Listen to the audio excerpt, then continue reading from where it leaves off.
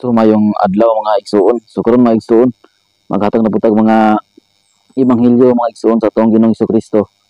Diri mga igsuon diri sa 2 Timoteo kapitulo 2 bersikulo 1 ngadto sa 12. Dito sa sa una mga igsuon. Naguluhan kini mga igsuon ang maayong sundalo. Busa ikaw anak ko, magmalig-on ka diha sa grasya nga anak kang Kristo Jesus. Og mga butang nga imong hinungdan kanako, hindunggan kanako sa tubangan sa daghang mga saksi. Itugyan mo sa mga tao nga matinumanon nga magkahimo usab sa pagtudlo sa uban. Magantos ka og kagul-anan uban kanako ingon nga usa ka maayong sundalo ni Kristo. Walay bisan kinsa sa mga nag-alagad sa pagkasundalo nga nagapugas sa iyang kagalingon tungod sa mga patigayon ni ining kinabuhia aron siya makapahimuot niadtong nagdawat kaniya sa pagkasundalo. Og kung ang usa ka tawo usab makigbangga sama sa dula, dili siya mapurong-purungan gawas kung siya makigbangga uyon sa mga tulumanon. Ang mag-uuma nga nagahago kinahanglan siya ang una sa pag-ambit sa mga bunga. Palandunga ang akong gisulti kay ang Ginoo maghatag kanimo og salabutan sa tanang mga butang. Hinumdumi si Jesucristo kaliwat ni David. Nabanaw siya gikan sa mga minatay, sumala sa akong maayong balita. Sa 9, nga tungod kaniya nagaantos ako og kagul-anan bisan pa ang sa mga gapos ingon nga daw kriminal. Apan ang pulong sa Dios dili ginapos.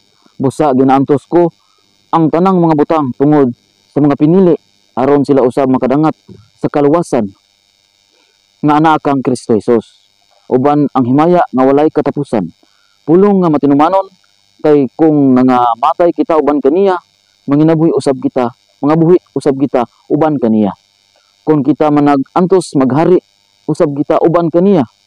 Kung siya atong igalimod kita usab igalimod kaniya. So nindot kay mga pulong sa atong Ginoo mga igsuon. Diri sa iyang giingon mga igsuon atong balik ang pagbasa diri sa subuta diri sa city mga igsuon. Atong balik ang pagbasa. Sa giingon niya, palandunga ang akong gisulti kay ang Ginoo magahatag kanimo og salabutan sa tanang mga butang.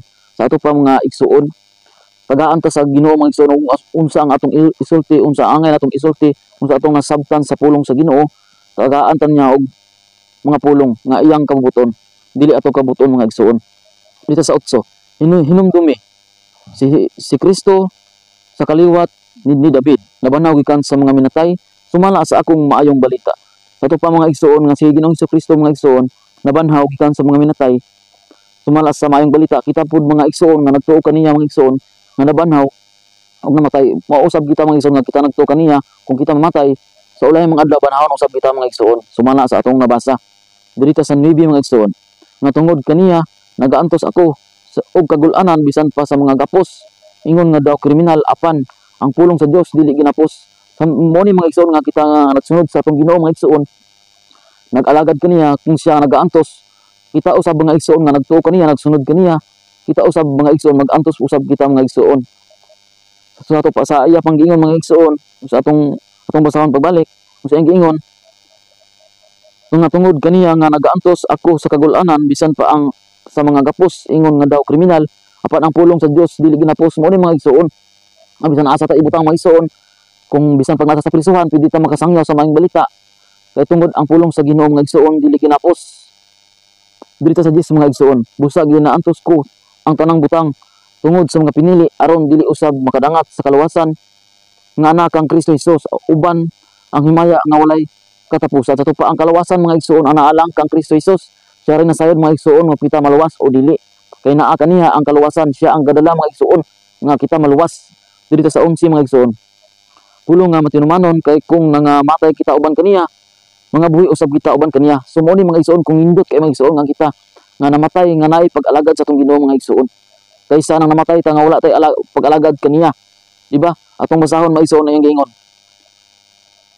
Kung kita kung pulong nga matinumanon kay kung nangamatay kita uban kaniya, mga buhi usab kita uban kaniya. Sa tupad di ta mahadlok mga igsuon kung kita nga kuhaon na sa Ginoo, umabot ang adlaw nga mamatay ta kay kitang tanan mga matay magita.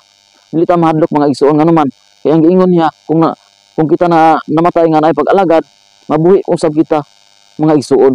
Kaya kita nag-alagad kaniya, nagtuo kaniya nga siya namatay og nabanhaw. Mao usab kita mga igsuon nga magtotoo sa atong Ginoong Hesukristo. Dito sa 12 mga igsuon. Kung kita manag-antos maghari usab kita uban kaniya, kung siya ang atong igalimod, kita usab igalimod niya. So mao ni mga igsuon kay naay may mga uban atong mga igsuon nga atong Ginoong Hesukristo ilang gilimod nga ang ilang pagtuo nga siya dili Dios, nga siya isip nga tawo ra gyud daw, nga walay gahom nga makaluwas. Katong pa mga igsoon inigbalik sa atong Ginoo mga igsoon. Kung atong Ginoo atong ilimod, inigbalik niya mga igsoon, iya pud tang ilimod. Katong din niya ilhon mga igsoon nga kita sakop kaniya, nga kita nag-alagad kaniya. So pasakit kayo nga atong hunaon mga igsoon, nga atong palanggungon nga kita dili ilhon sa atong Dios. Kaya kita man wala na sila kaniya. So dili ra ko taman mga igsoon. Salamat atong Ginoo sa iyang mga pulong gihatag kanato pinagi sa ngalan ni Ginoong Hesukristo atong bugtong maluluwas. Amen. Salamat sa inyong pagminaw. God bless.